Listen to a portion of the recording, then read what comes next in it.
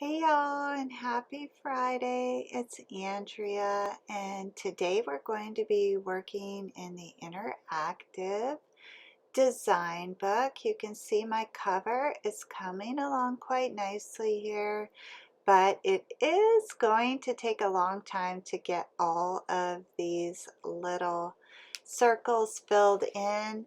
What I'm thinking might be fun to do is come back in with some watercolor markers or actual watercolor paints and add a little bit of variation to that cover.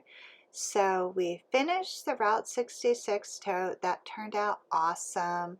I am currently working on designing a dynamic duffel bag for the AMC masterclass, which begins in July. I'm really excited about this project, and I hope that y'all have an opportunity to participate in that.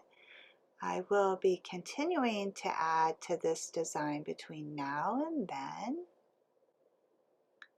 And then today I want to design a miniature duffel bag that I will teach everyone how to sew, not this coming Tuesday, but the Tuesday after that. And I want this to be pretty small so that it could be used as a purse. I actually have made one of these before, and I really like the design. It's been a couple years, so I'm excited to have another one out of fresh fabrics. And so across the base finished, this is going to measure approximately 10 inches. And the height of the bag is going to be around 6 inches, and then that depth will probably come in close to 5 inches. So I'm just going to sketch the exterior first and then a bird's eye view of the interior and play with those measurements some.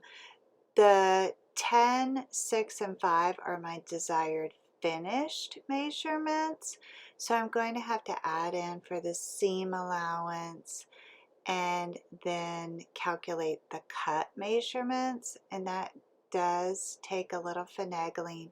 And then generally after I build out the prototype, I have to adjust that slightly again. So just to recap, this is going to be a tiny duffel bag. It is going to have a zip top closure. And then what's going to be somewhat unique about this bag is that front panel, the front and rear exterior panels are going to be crafted from two pieces of material to create an accent panel. And it's going to be in that seam where we join the two pieces of fabric on the front that we will attach the handles, and those will be very short handles, and I am considering attaching them to D-rings or O-rings, some type of hardware there, just to add a little bit of flair to this bag. I just recently was able to get access to the Hobby Lobby again.